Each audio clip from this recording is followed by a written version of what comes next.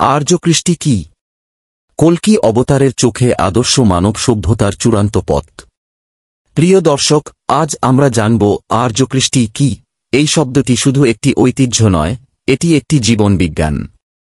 এই দর্শনের কেন্দ্রবিন্দুতে আছেন কল্কি অবতার। তাঁর ভাষ্যেই আমরা আজ এক মহাজীবনের সন্ধান পেতে চলেছি। পর্ব ১। আর্যকৃষ্টি বলতে কি বোঝায়? আর্যকৃষ্টি শব্দের মধ্যে দুইটি মূল আছে।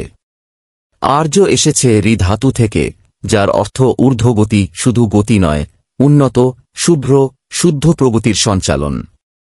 কৃষ্টি এসেছে কৃষ ধাতু থেকে, যার মানে কর্ষণ, আকর্ষণ, প্রাপ্তি ও অধ্যবসায়। অতএব আর্যকৃষ্টি মানে সেই অনুশীলন যা মানুষকে করে তোলে সত্ত্ববিকশিত, উন্নত ও জীবনমুখী।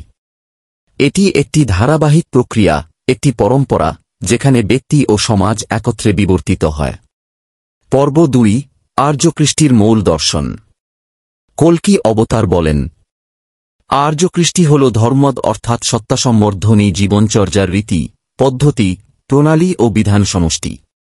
এই ধর্মদকে অবলম্বন করেই মানব সমাজ কালের ধারা অনুসরণ করে অভ্যন্তরীণ ও বাহ্যিক উন্নয়নের পথে এগিয়ে চলে।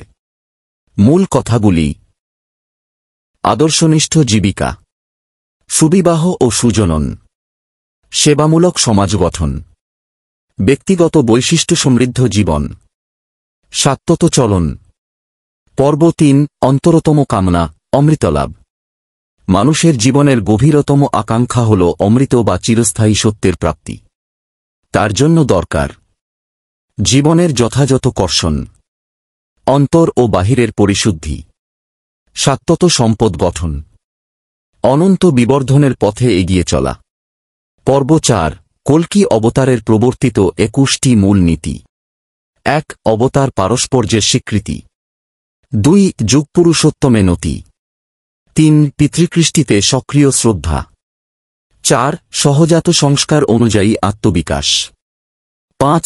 বর্ণাশ্রমের যথাযথ পালন। ৬. শ্রেয়সম্মত শিক্ষা। ৭. বিধিসিদ্ধ সুবিবাহ।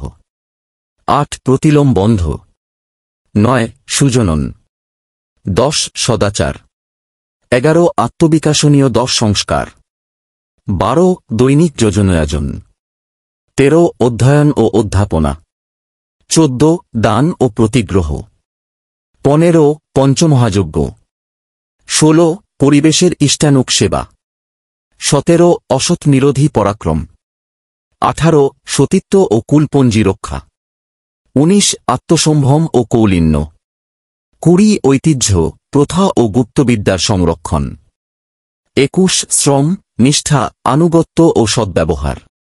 পর্ব ৫। ব্যক্তিস্বাতন্ত্র্য ও কৃষ্টির ধারাবাহিকতা। এই কৃষ্টি এক জীবনে সীমাবদ্ধ নয়, এটি বংশপরম্পরায় সুসংহত হতে থাকে। সততা, আত্মনিয়ন্ত্রণ, শ্রদ্ধাশীলতা, পরিবেশকে শুভ্র করে তোলা। এই ধারায় সংস্কার হয় চিরন্তন বাহক, যাকে পরম্পরাগতভাবে ধরে রাখতে হয়। পর্ব ৬। বর্তমান সভ্যতার সংকট ও আর্যকৃষ্টির প্রাসঙ্গিকতা। আজকের সভ্যতা বিজ্ঞান দিয়ে বাহ্যিক জগতে অগ্রসর হলেও অন্তর্জগতের বিবর্ণতা আমাদের ধ্বংসের দিকে নিয়ে যাচ্ছে। কল্কি অবতার দেখিয়েছেন বাহ্যিক ও অন্তর্জগতের ভারসাম্য, বৈজ্ঞানিক মন ও ধর্মীয় অনুশীলনের সমন্বয়, যুগোপযোগী সংস্কৃতি ও শিক্ষার দিশা। পর্ব ৭। আর্যকৃষ্টির মূলে কে আছেন? তিনি কল্কি অবতার। তিনি শুধু ধর্মগুরু নন, তিনি এক মূর্তিমান জীবন বিজ্ঞান। তাঁর হাতে আমরা পেয়েছি জৈব সংস্থিতির পরিক্রমা, সমাজ ও ব্যক্তির সমবিকাশ, অভ্যন্তরীণ গঠনের নির্দেশনা, বৈশিষ্ট্যসম্মত মানব গঠন। পর্ব ৮।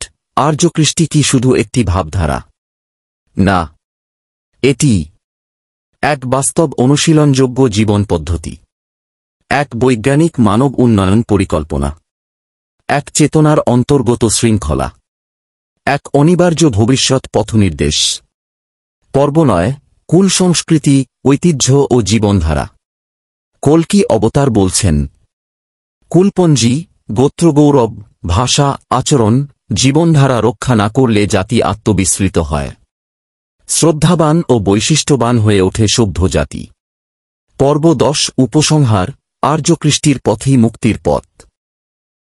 প্রিয় দর্শক, আর্যকৃষ্টি কোনো মৃত আদর্শ নয়, এটি চলমান, সদা নবীন এবং সর্বজনীন। এটি হৃদয়ের অনুশীলন, বুদ্ধির পরিশুদ্ধি এবং জীবনের প্রতিটি ক্ষেত্রে শুদ্ধতার প্রবর্তন।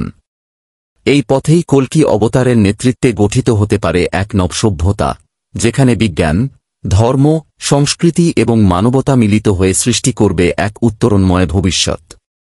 শেষ করি এই বাণীতে, আর্যকৃষ্টি মানে নিজেকে গড়ো, অন্যকে গড়তে দাও, গড়ার যোগ্য করো এবং এগিয়ে চলো, অগ্রসর হও, গতি পাও গঠনের মধ্য দিয়েই।